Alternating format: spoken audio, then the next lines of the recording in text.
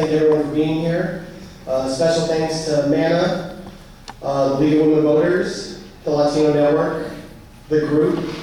I apologize if I missed any other sponsors that have been added on. And a special thanks to the Janikowski Center for hosting us here tonight. My name is LWVR, and I run for Riverside City Council because I care deeply about the future of this community. And I feel that my track record of service best qualifies me to serve as your next council person. Riverside is more than just my hometown. It's the place I went to school.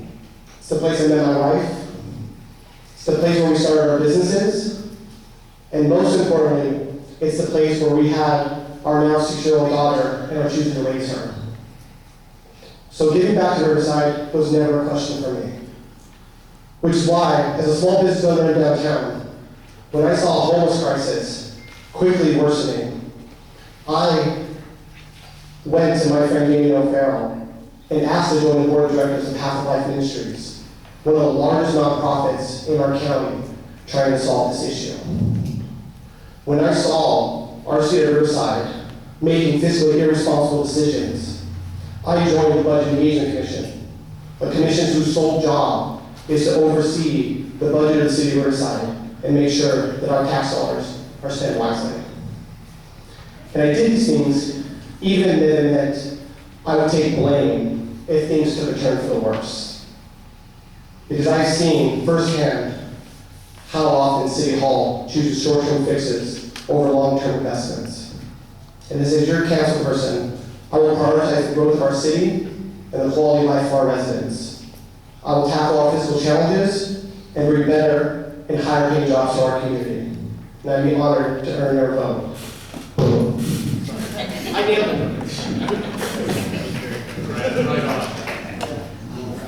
Thank you. Mr. Avery? Yes, good evening. Hello, my name is Warren Avery, and I'm honored to be here in front of you tonight. Thank you to the League of Women Voters, to the Magnolia Area Neighborhood Alliance and the Latino Network, the Janikowski Center for sponsoring us and for coordinating this forum tonight. But thank you to all of you for taking the time out of your busy schedule to come and to listen, to ask questions, so that way you can be an informed voter and you can choose who you want to represent you for the next 5 years on the City Council. We can no longer use talking points or simply identify that there are problems. The city faces a huge financial crisis that if we do nothing, we're going to bankruptcy. We have a homelessness crisis that has increased the number of homeless people in the city of Riverside year over year, just 20% from just last year to this year.